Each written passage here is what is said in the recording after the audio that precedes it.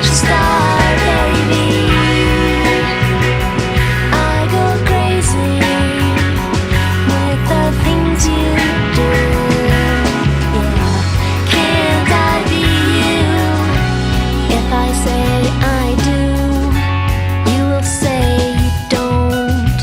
If I say I will, you will say you won't. If I ask you out, I know you won't come. I'm not stupid, baby.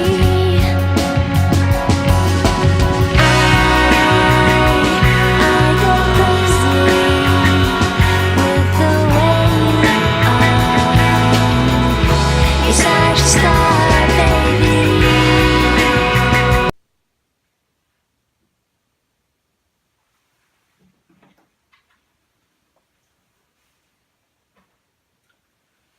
Bonjour à toutes et à tous.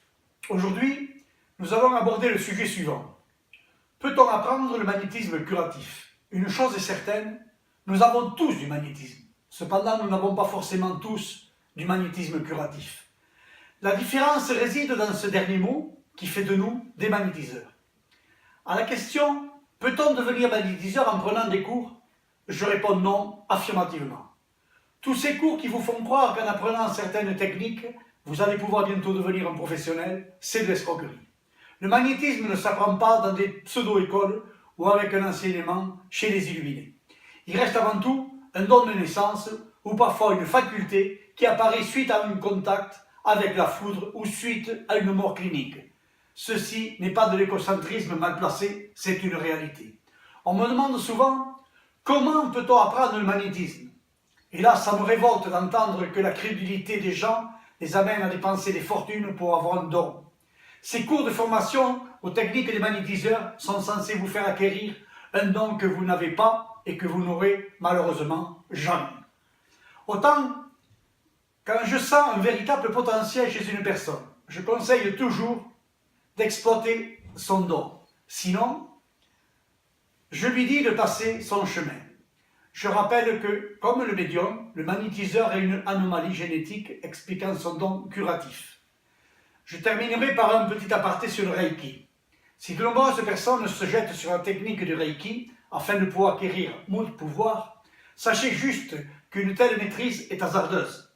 Je ne vais pas me faire des copains, toutefois, il faut que je vous donne mon avis.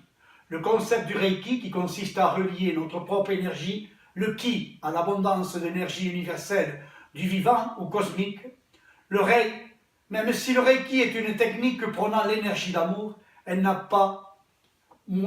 pas moins aléatoire.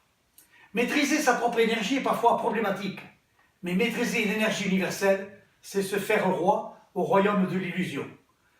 Savez-vous que l'énergie universelle est une sorte de conscience de la société? Elle est aussi une mémoire collective de toute l'histoire de nos civilisations. Cette matrice brasse un nombre incalculé d'informations et de pensées. Chaque action et pensée humaine sont enregistrées dans ce brouillard énergétique. On appelle cela un amoncellement d'égrégores de masse.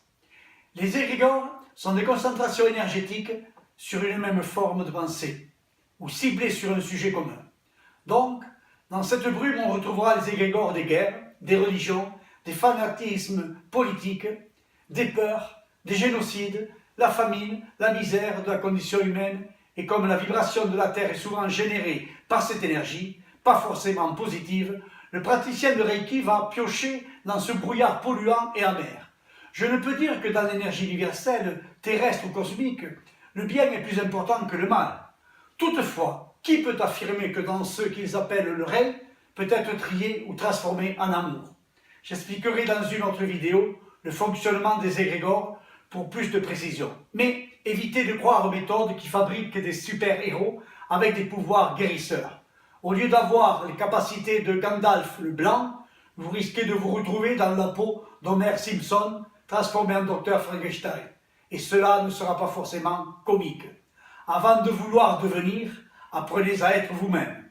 Merci de votre écoute et à bientôt pour la suite du sujet.